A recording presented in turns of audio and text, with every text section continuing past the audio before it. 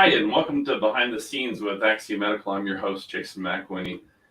If you've joined us before, you know exactly what we're going to be doing here. But if this is your first time, this is a bi-weekly series where we take you behind the curtains here at Axiom Medical and talk to the people that make this company tick.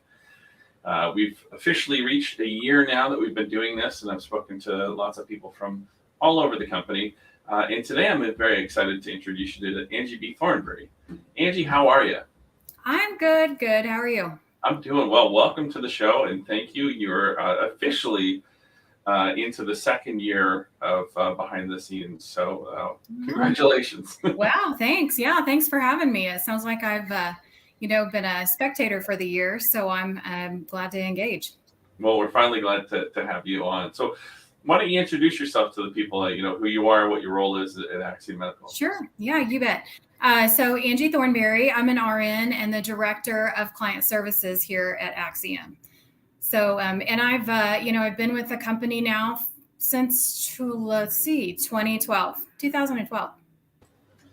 Wow, that's a long time. So you're reaching your 10-year anniversary. That's right. Yep, that's a big goal. And if I think I read the employee handbook correctly, after 10 years, you get 5 months of holiday. Is that correct? I believe that's correct. Yes. And that should be confirmed. And I think I'll get right on that and confirm that now. All right. We'll get Jordan on that. Yep, absolutely. So how did you come to be at Axiom Medical? I know you've been here for 10 years, but how did you come to be with us? So the 10 years prior to starting with Axiom, I was working in an emergency room in Yukon, Oklahoma. So while I was working there were several other nurses that had begun to join Axiom. And, they would come back. And of course, we were curious. So we were like, hey, go check it out and see what you think. And, two by two, I'm going to say probably about 10 or 12 people from that ER joined the ranks of Axiom. So that's how I found out about Axiom and joined as a nurse case manager. And you're still a registered nurse to this day, correct? Correct. Yep, correct. And so for the people out there that don't know exactly what you do, well, let me back that up. In March, a lot of the world changed for everyone, and it's especially changed for us from going from an in-office situation to a remote situation. So there's probably a lot of people that are in the company that maybe have not met you or know exactly what you do. So maybe you could explain, what your role is. Yeah, for sure. So, actually, I've worked remote with Axiom for quite a long time. And during my journey with Axiom, I was at the Houston office a lot for training and building up the nurses and the outcome team, and actually traveled to Salt Lake City when we had an office there. So fortunately, I have met a lot of people, but my role now is very different than what I was doing. I was acting as a nursing leader, supervising nurses. And, this journey has taken a really interesting change for me. So when everything went down in March of 2020 and the world changed, we changed too. And we pivoted into developing that, the CREA case management that we're currently doing. So during that time, we were just looking for a way to put our nurses to use. And we were very fortunate to make that pivot into what we call CREA, the Contagious Respiratory Illness Assessment. At that time, several of us nursing leaders pivoted into that CREA space, helped Tyson, and got all those people back to work. And in the meantime, we were building and producing that workflow that we have now. And then, interesting enough, I volunteered myself and contacted Jordan and said, hey, I hear we're doing some interesting stuff with the media space. Maybe I should try something in that. I like to build things. So of course, he took me up on that offer. And, I spent about 6 weeks in New York City working with some production studios and doing COVID with them and training a lot of our local resources there. And then the next thing you know, I am building what we're currently calling a client services department. So something that was really interesting that happened while we were in the media space was we found the need, and our clients had a need for a single point of contact because they were utilizing a lot of different on-site services and a lot of different Axiom product lines. And they wanted one single resource to be able to go in and have their questions answered and be able to, troubleshoot their issues. And so we created a team of single point of contact or client services managers to help them with that. And so we were kind of privileged to be able to pilot that within the media space and saw that it was a great thing and we needed for all of our clients. So as the media space trended down, we started to pivot into our traditional space with our traditional clients. And so right now we are building out our department to provide excellent customer service to all of our current clients. So this would be our injury clients, CREA clients, OHP, all the different products and service lines that we provide. But we're also providing excellent customer service within Axiom to all of our product line leaders and employees. So right now, I would just say that the department that I'm heading up is made up of some excellent, very talented admins who are able to be, extraordinary problem solvers. We're, taking things head on. We're completing the circles of communication and really streamlining the processes within Axiom. And like I said, in the midst of all of that, providing excellent customer service to our clients. That's great. And, your team and everyone that works with you are definitely the unsung heroes that don't get the credit that they deserve a lot. Us on the marketing team, we're always promoting our services and saying we can do this and we can do that. But when the rubber hits the road, that's where you and your team are really doing the fantastic work. So thank you for all that you do. I appreciate that. And they really are unsung heroes. These admins that we have, they come to the plate with so many different talents and skill sets that, I think even now they're underutilized. And I see them being able to accent so many different areas of Axiom. And like I said, continue to help build and execute and troubleshoot great products that we provide to our clients. That's great. And so, talk to me about New York City. Had you been there before? Was this sort of a culture shock to go there and spend 6 weeks in the largest city? It was. I hadn't been to New York City. I wanted to, I always wanted to go, but I hadn't been. But, it was a really strange experience because New York City was not New York City during COVID.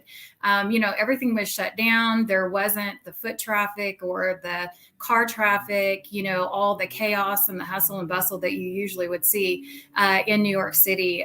Their homeless was, I would say their homeless rates were probably, I'm sure they were the same, but they were a little more visible because there were less tourists and less locals going out. And so it was a very interesting experience. But I've got to tell you, I loved it. I spent a lot of time in Manhattan. I spent time over in Long Island City, in Brooklyn. I was in Astoria in Queens. It was really fun. And I really got to meet a lot of locals, especially in Brooklyn. It was like a time hop over there, to be honest. They seem very old fashioned. They aren't very technically, as far as technology, weren't advanced. It was very much, they thrive on traditions and family. And it was like a blast from the past. It was really kind of fun. That's great. Yeah, I'm a big fan of New York City and all the boroughs. I find that neighborhoods, especially like Brooklyn and Queens, where it's the same. Where I used to live in Toronto and Montreal, like the neighborhoods are very self-sufficient. You rarely have to go outside of your neighborhood. It's usually the transplants that have come in. They're kind of going all over the place. But the people that have grown up in the neighborhood, they know everyone. They know where to go. They know the best food. They know all of this stuff, and they rarely leave because you've got bodegas everywhere. You've got grocery stores. You've got everything.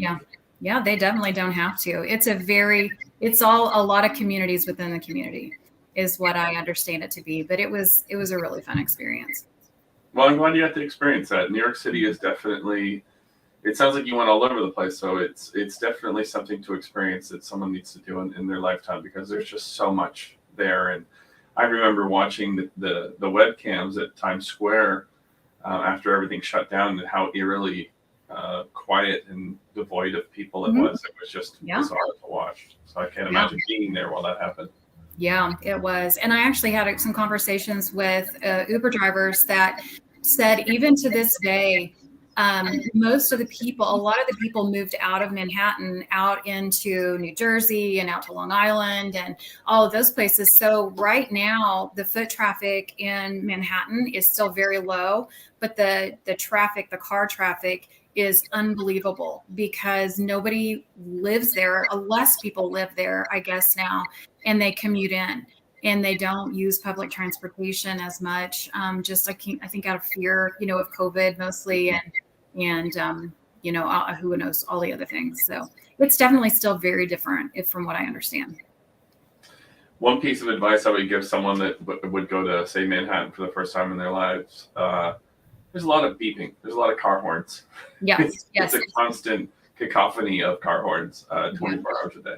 Yeah, but they use them more for communication, positive and instructive communication rather than, the horn honking that we experience outside of the big cities. So, but I think that they're just communicating. We'll see, I think. Well, I know they've made some streets where you can't drive on it, so they're trying to fix some of the problems. But so talk to us, what do you do outside of basically kicking ass every day at Axiom Medical? So we live in Colorado now. We moved from the central Oklahoma out to Colorado. So, my time outside of Axiom has been outside, literally, even in the heat. It's a lot less hot, obviously, there. It's not as humid. So in the summertime, we spend most of our time outside.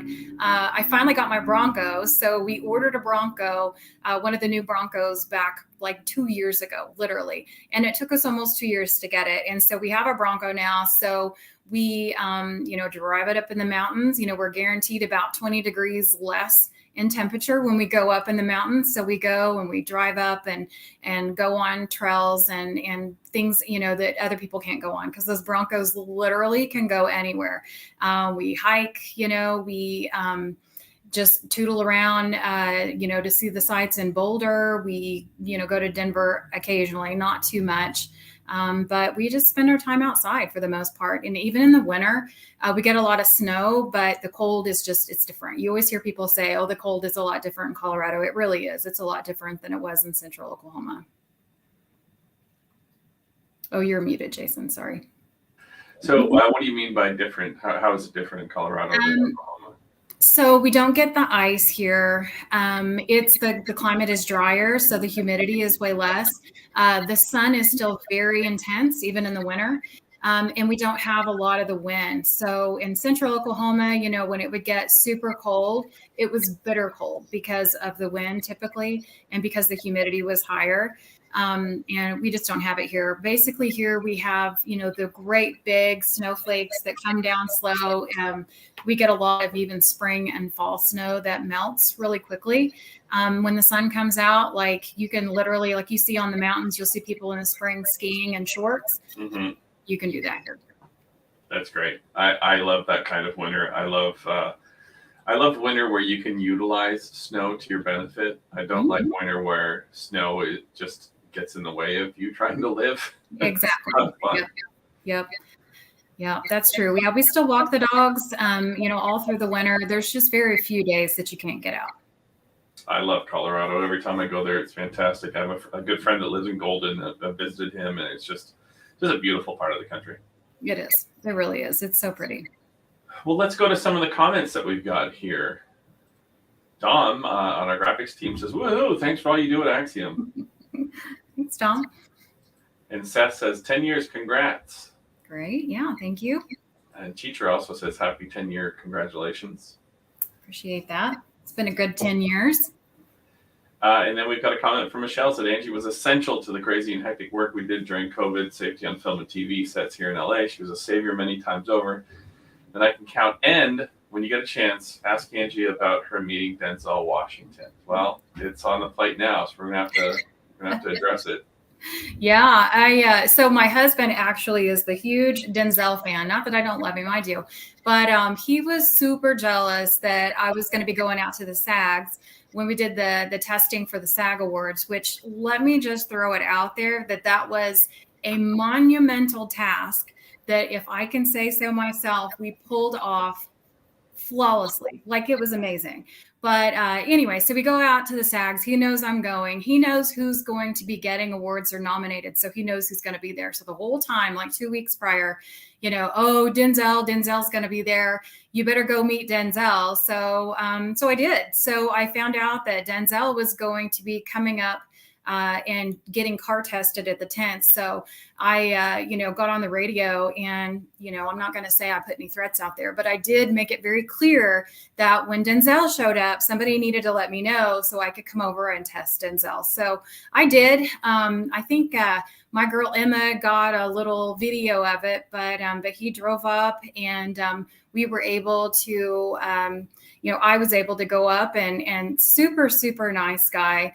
Him and his assistant, we joked, we laughed. I just did his quick test before the show, meet his requirements, and that was it. And like I said, super nice guy. But we really got to meet a lot of really, really nice people there. We tested everybody in the car prior to the event, and like I said, when do you get to do that? Like, that was definitely once in a lifetime for us. That's amazing. I didn't know that you had tested Denzel. I think for me, he's one of those actors that if he's in a movie, I'm like, yeah, I would probably watch that. Oh yeah, totally. Yeah. And I got a chance to. The first time I met Michelle was actually out in Simi Valley when she was working on the Jack McBrayer show, the kids show out there, and just everything that you and everyone else that was involved with setting all of that up and making it run smoothly. I could see that. We went to the Oscars, the Oscars after party set up at the Roosevelt Hotel, and it just the respect that everyone had for the Axiom people on set, and also the respect that the Axiom people were showing people on set. It's great because when you're on these sets and you're creating something, there's a lot of stress, so everybody tends to be a little bit relaxed, but also sort of respects each other. And you're kind of forced into this environment for a short amount of time, and building relationships with people takes some time. But to see how, the team set up everyone for success was fantastic. Mm-hmm. Yeah, they definitely, the teams that worked on site when we did that were just exceptional at being able to get on the same, level as all of these producers. Because they work on a different level. Let me just say that their personality types and the way that they work in all of these different movie, sets and TV show sets and things, they work at a level that we've never seen as far as clients. And so everybody on that on-site services team was able to, put themselves on that level, get themselves, at that same, kind of pace that they run, and was able to pull it off. Like I said, I still can't believe that we were able to pull off a lot of things that we did, including the SAG Awards. Yeah, we were blown away in the marketing team hearing about all the things sort of secondhand that everybody was doing for the on-site services and the level of expertise. The level of customer service that was happening. I had the ability to go on a few different sets. There was the Bobby Flay cooking show. Last year outside of Austin, but Autumn Brennan and I flew out to Los Angeles last year in April, and we were able to get onto various sets like this, the Oscar after party. I was able to follow one of our white glove testers when she tested the Desperate Housewives of Beverly Hills and get full access to people's houses. I was able to actually film one of the Desperate Housewives. Desperate Housewives, are they the Real Housewives? Real Housewives. The Real Housewives. You can see I'm not part of the demo there, but to have that respect that people would be like, yeah, you guys can come in and do that. It's just fantastic. Yeah, that was interesting. I actually, because I was heading up the Korea team, that took care of all of our production clients. We know when any of those staff members had symptoms or questions or, whatever, I typically would be the one that would have to talk to them. And I talked to a gamut of a lot of those reality TV stars that they have on those shows. Most of them were really, really, nice and gracious people. It was, like I said, another very interesting aspect of this job that I would have never predicted when I started 10 years ago. No, I don't think any of us would have predicted that in February of 2020. Yeah, absolutely not. It's interesting. All right, let's get a couple comments here. We got Dara, who says instructive communication. She's going to be using that one in the future. That's a great one. And Sarah Matthews says, woohoo, Team Bronco. Yeah. So maybe Sarah has a Bronco. Excellent. I guess so. I'm just learning that myself.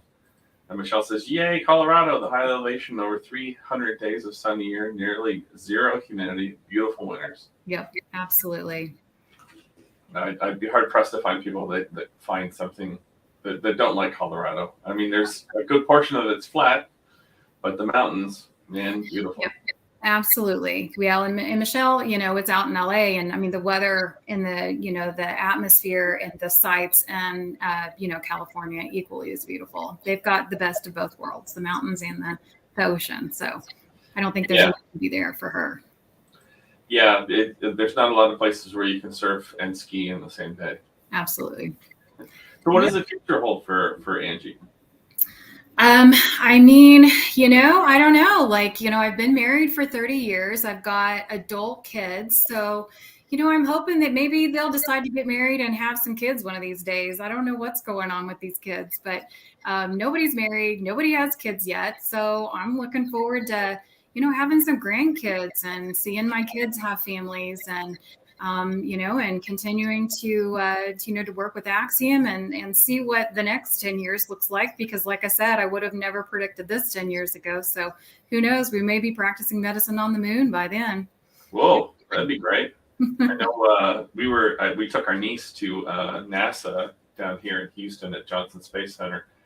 And, there's a big, huge exhibit about the Mars exploration, and that's launching in 8 months and something like that. 8 months and a few days and a few hours. I can't remember what the countdown is. So first the moon, next Mars. Yeah. I hear Elon's trying to populate Mars. He's having a whole lot of kids, and I guess that's his goal. So who knows? I'd imagine the Zoom calls will be a little bit choppy for the first little bit. I'm thinking so. Yeah. We could do telemedicine there, but we'll have to figure that out first. Right. Well, any parting thoughts, any words of wisdom, anything you want to say before we finish here? I mean, not really. I just, the thing is that I just, I can't say enough about, Axiom and what we've been doing. I came from, I guess it would have been like 20 years of clinical nursing, 20 years of hands-on, basically bedside care before I started with Axiom. And I can tell you that the things that I've been able to do with Axiom have fulfilled every one of those needs that nurses have. Nurses, inevitably have this need to be able to help people. And I just am so thankful that we have a company that, can pull us, the nurses specifically, pull us out of the clinical area, when we've, been through it, like 10 years in the ER, we've been spit on, cussed at. It's just a really difficult place to be able to practice in your field and to be able to have options like being able to work for Axiom and being able to continue to help people and to continue to serve the community in all the ways that we do. Again, even when I started nursing so many years ago, I would have never imagined that I could practice nursing from home in the way that I've been able to. So I think that's my parting thought for today. And I'm just really thankful for this company and the people in it. Well, we're very thankful to have you with us. And I'm going to leave you with one last comment from Lacey. Said, Angie's an amazing leader, and I'm so privileged to be on her team. Oh, thanks, Lacey. My team is amazing. If you have 30 more minutes, I'll just talk completely about everyone on my team because they are absolutely amazing. I can't say enough about them. Well, we'll have to, after this, you can send me their information and I can have them as future guests on Behind the Scenes. There you go. Get ready, guys. All right. Well, thanks everybody for watching. Thank you so much, Angie, for joining. And that's a wrap today. All right. Thank you.